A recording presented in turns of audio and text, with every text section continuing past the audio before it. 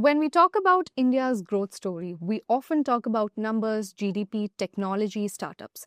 But today, let us ask a different question. Are India's children growing with the country? A new report from Karnataka, along with a global UNICEF assessment released on World Children's Day, paints a worrying yet important picture. Together, they show us where India stands today and where it urgently needs to head. Karnataka ranks 10th out of 30 Indian states in realizing child's rights. It's a moderate score, neither alarming nor impressive. But beneath that average lie deep inequalities across the 6 child rights dimensions: the right to life, the right to an enabling environment, the right to nutrition, right to protection, right to education, and right to participation. Karnataka may be economically strong, technologically advanced, and socially progressive, but for children, the benefits of that progress are not evenly shared.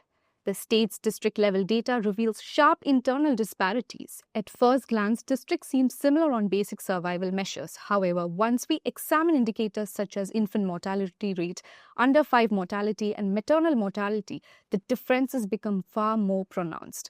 Districts in the Mysuru division and parts of Bengaluru division generally perform better, while poorer and more backward districts continue to lag significantly. These inequalities become even more striking when we move to the right to protection. Bengaluru urban records a crime rate against children that is 7 to 8 times higher than the state average.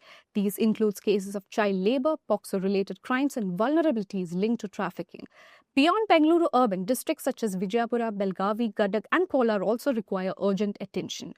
The disparities continue in the education sector. Several districts, including Yadgir, Gadag, and Chitradurga, perform poorly in securing children's right to education.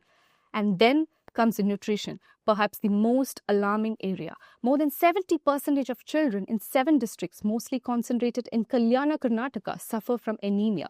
Even in the relatively better performing districts of Mysuru and Bengaluru divisions, anemia levels remain high at 50 to 60%. This highlights a crucial point. Karnataka still invests less in children than states like Tamil Nadu and Kerala, which have consistently achieved stronger child health outcomes. Meanwhile, when we zoom out of Karnataka to a national landscape, the scale of India's child rights challenge becomes clearer.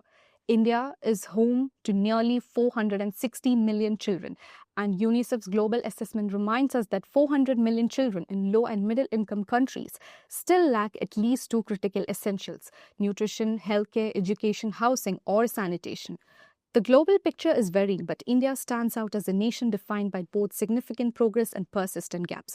On one hand, India has achieved one of the most remarkable poverty reductions in recent history, lifting 248 million people out of multidimensional poverty between 2013 and 14 and 2022-23, and reducing the poverty rate from 29.2% to 11.3%. Yet, poverty reduction does not automatically translate into realization of child rights. A child may technically be out of poverty but still be malnourished, still out of school, still vulnerable to crime and exploitation, or still lacking access to healthcare and essential services. They may continue to live in districts where institutions are weak and support systems are uneven. Karnataka's data illustrates this gap clearly. Economic mobility does not always secure healthy, safe, and empowering childhoods. This is why UNICEF's latest report emphasizes a national imperative for countries like India. It urges governments to make ending child poverty a core priority, embed child rights directly into budgets and policies, expand social protection programs, and ensure that all children have equitable access to education, healthcare, nutrition, sanitation, and housing. It also calls for strengthening the economic stability of caregivers and increasing targeted investments in the backward districts where the gaps are the widest. Ultimately, Karnataka's ranking is not just a reflection of one state performance.